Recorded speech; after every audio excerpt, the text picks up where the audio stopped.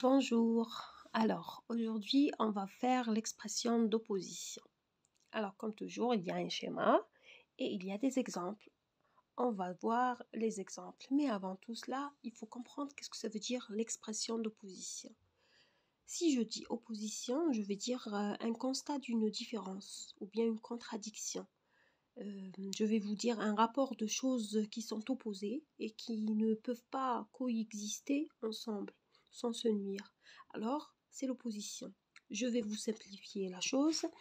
Une opposition, ça veut dire quoi? Je vais vous dire un exemple, vous allez comprendre. Si je vous dis je suis très fatiguée, vous comprenez cette phrase. Après, je vais vous dire je travaille durement. Vous comprenez aussi cette phrase. Je vais coordonner ces deux phrases avec l'opposition. Je vais exprimer l'opposition en utilisant ces deux phrases. Je vais dire je suis très fatiguée, mais je travaille durement. Si vous pouvez constater que dans les deux propositions, il y a une contradiction. Quelqu'un qui est fatigué, il ne peut pas travailler durement. Mais c'est le cas dans cette phrase. C'est ça l'expression d'opposition. J'espère que vous avez compris cette notion. On va passer maintenant aux exemples. Regardez bien le premier exemple. On gaspille l'eau malgré son importance.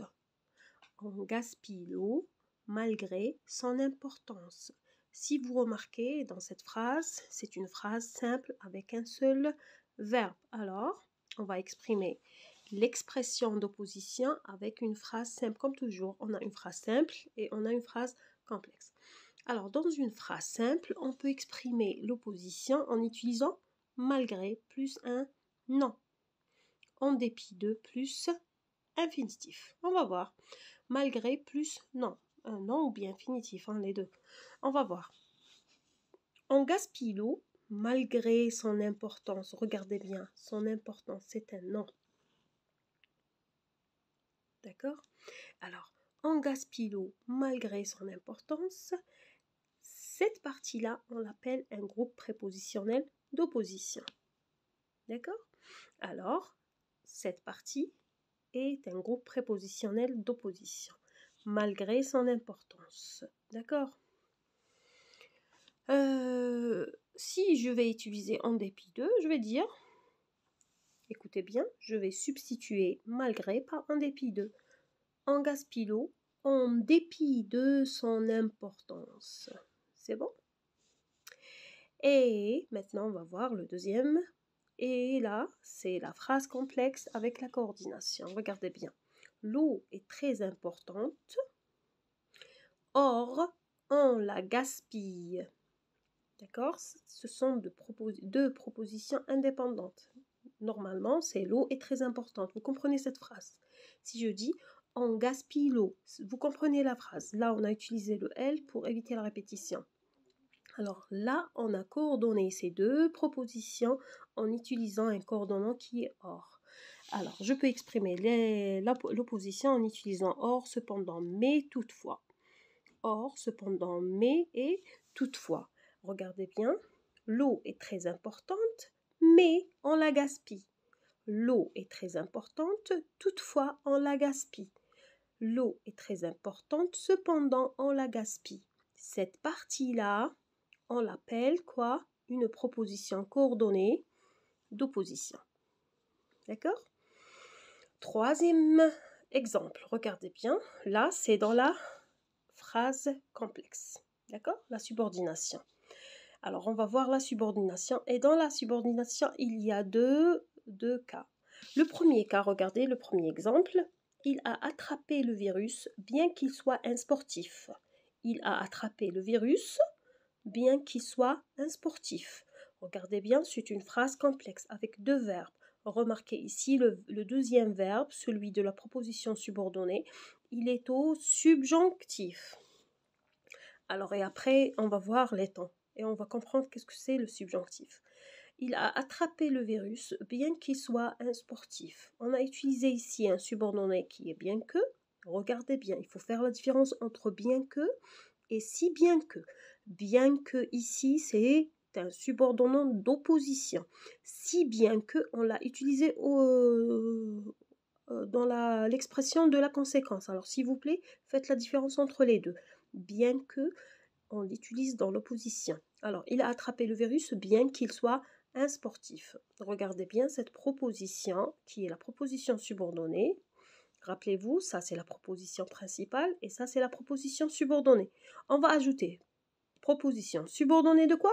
D'opposition. D'accord? La question toujours qui peut être posée, quel est le rapport exprimé? Le rapport exprimé, c'est l'opposition. Deuxième question, souligne la proposition qui exprime ce rapport et nomme-la, tu vas dire proposition subordonnée d'opposition. Troisième question, il va te dire réécris la phrase d'une autre manière ou bien utilise un autre subordonnat. Tu vas substituer bien que, regardez bien, par quoique ou bien quelque. Quoique ou bien quelque. Ça veut dire, je peux dire quoique, quoi qu'il soit un sportif, je peux dire aussi.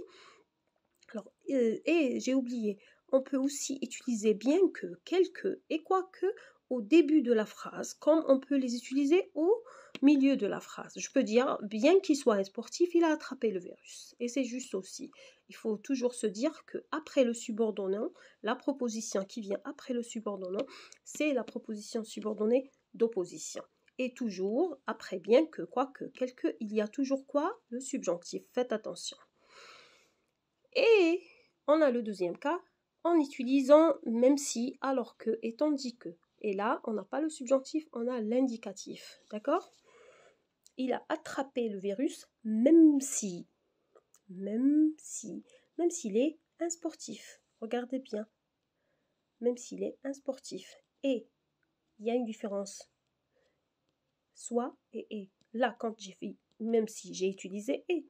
Et quand j'ai utilisé bien que, j'ai utilisé soit. Alors, je ne peux pas substituer bien que par même si. Alors, faites attention. Même si, on peut la substituer ou bien la remplacer qu'avec alors que ou bien tandis que. Je peux dire, il a attrapé le virus tandis qu'il est un sportif ou bien alors qu'il est un sportif. Même ici, ces subordonnants, on peut l'utiliser au début de la phrase. Il faut toujours se rappeler que proposition qui vient après le subordonnant, c'est la proposition subordonnée d'opposition. Revenons au schéma. Alors, on a le schéma, l'expression d'opposition, on a la phrase simple, qu'on appelle ici la proposition, on l'appelle le groupe prépositionnel d'opposition. On peut utiliser malgré, en dépit de, plus un nom ou un verbe à l'infinitif.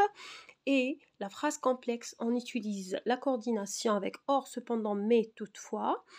Et la phrase complexe avec la subordination avec bien que, quoique, quelque plus subjonctif ou bien même si, alors que, tandis que plus indicatif. J'espère que vous avez bien compris cette leçon. Si vous avez des questions, s'il vous plaît, posez-les-moi.